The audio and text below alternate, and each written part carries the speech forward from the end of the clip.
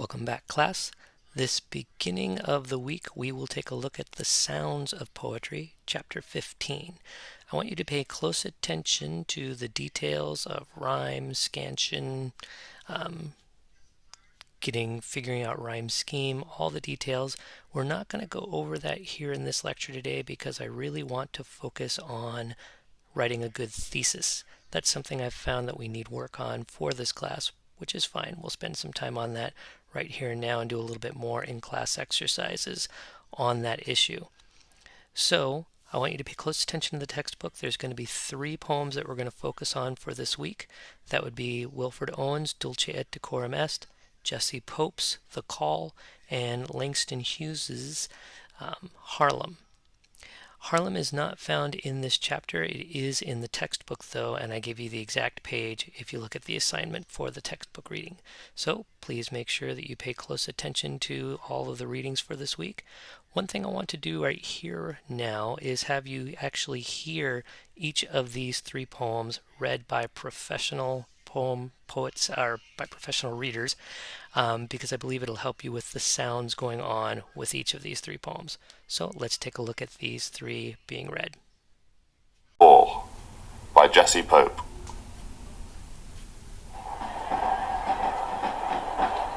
Who's for the trench? Are you, my laddie? Who'll follow the French? Will you, my laddie? Who's fretting to begin? Who's going out to win? And who wants to save his skin? Do you, my laddie? Who's for the khaki suit? Are you, my laddie? Who longs to charge and shoot? Do you, my laddie? Who's keen on getting fit? Who means to show his grit? And who'd rather wait a bit? Would you, my laddie? Who'll earn the empire's thanks? Will you, my laddie? Who'll swell the victor's ranks? Will you, my laddie? When that procession comes, banners and rolling drums, who'll stand and bite his thumbs? Will you, my laddie?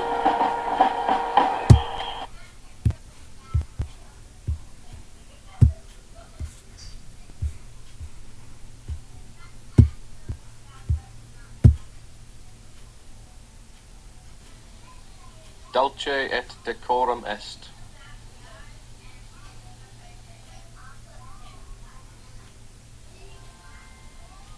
Bent double, like old beggars under sacks, knock-kneed, coughing like hags, we cursed through sludge, till on the haunting flares we turned our backs, and towards our distant rest began to trudge. Men marched asleep. Many had lost their boots, but limped on, bloodshod. All went lame, all blind, drunk with fatigue, deaf even to the hoots of tired, outstripped 5-9s that dropped behind. Gas! Gas! Quick, boys! An ecstasy of fumbling, fitting the clumsy helmets just in time. But someone still was yelling out and stumbling, and floundering like a man in fire or lime. Dim through the misty panes and thick green light, as under a green sea, I saw him drowning. In all my dreams before my helpless sight, he plunges at me, guttering, choking, drowning. If in some smothering dreams you too could pace behind the wagon that we flung him in, and watch the white eyes writhing in his face, his hanging face like a devil sick of sin, if you could hear at every jolt the blood come gargling from the froth-corrupted lungs, obscene as cancer, bitter as the cud of vile, incurable sores on innocent tongues, my friend, you would not tell with such high zest to children ardent for some desperate glory the old lie, dulce et decorum est, pro patria mori.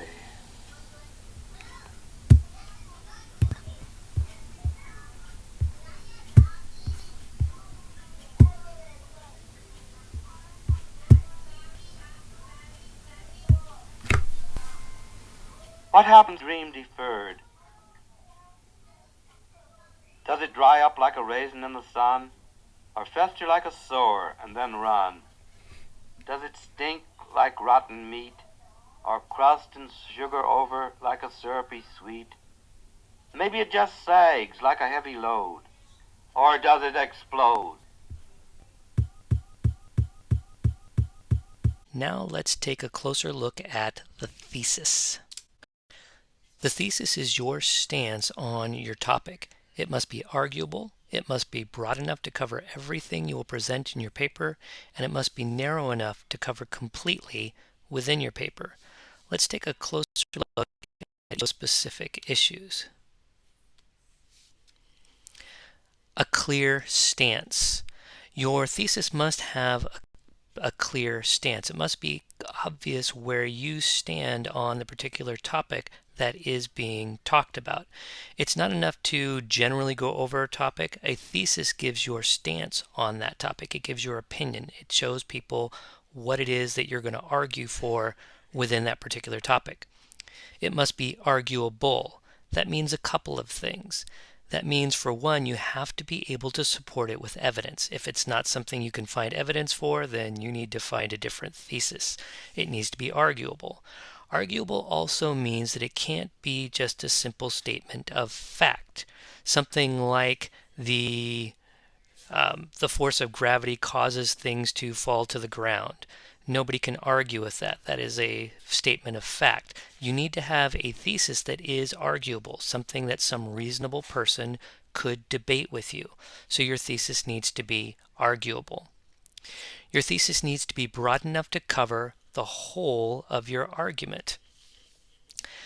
That means that you can't have a thesis that you're going to argue for part of your paper and then for another part of your paper, either in the middle or near the end, you're going to go off onto something else.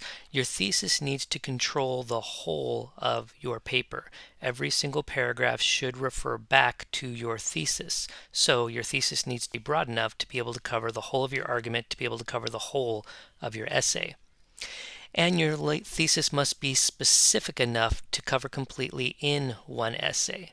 It has to be broad enough for the whole essay, but it has to be specific enough to where you wouldn't need to write a bunch of other things. It feels like it's completely covered within the confines of that essay. With specific, it's also good to use very specific language. Your thesis should be talking about things in very clear, concise, specific language. One of the things I find that is difficult with many theses is that their language is not quite specific enough. Let me give you a couple of examples. Thinking through some poems that we've already read, if I were to do a thesis just on individual poems, I could possibly do something like this for the Wordsworth poem that we looked at the beginning of the poetry section.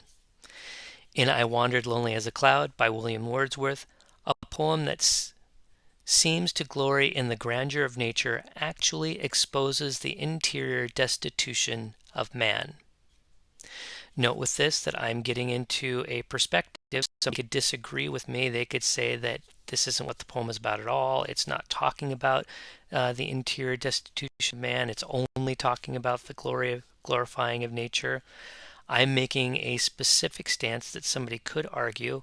I am showing exactly where I stand on it, and it is fairly specific. I'm not going to everything. I'm really going to hone down in on the grandeur of nature and the interior destitution of man. I'm trying to use specific language. I'm trying to show you exactly what it is that you can expect that I will be talking about.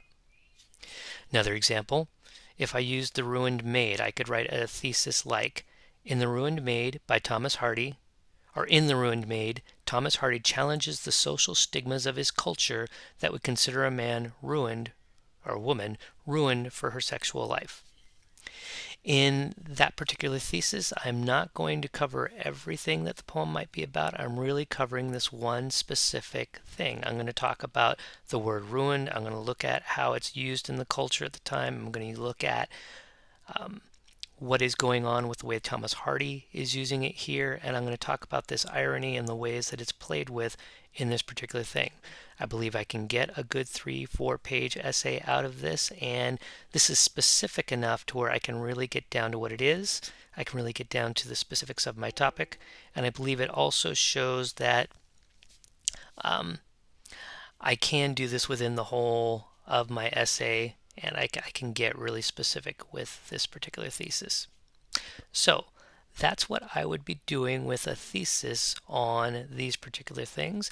When you do your thesis work for this particular week, I'm going to ask you to, in your groups, try to come up with a thesis for the 2 war poems, which is something we'll have to do in your next essay, is create a thesis based on comparison of poems. So I'm trying to give you some extra practice with that. You get to practice that as a group in your collaboration this week. Please do work well together. Figure out how you can help each other with making this thesis, because I find that creating a thesis is something one person shoots out one idea, one other person says this specific word needs to be more specific. Use that process to help each other really create a good thesis, because this is something you will need to do very soon for essay number 2. Have fun, and I will see you again soon.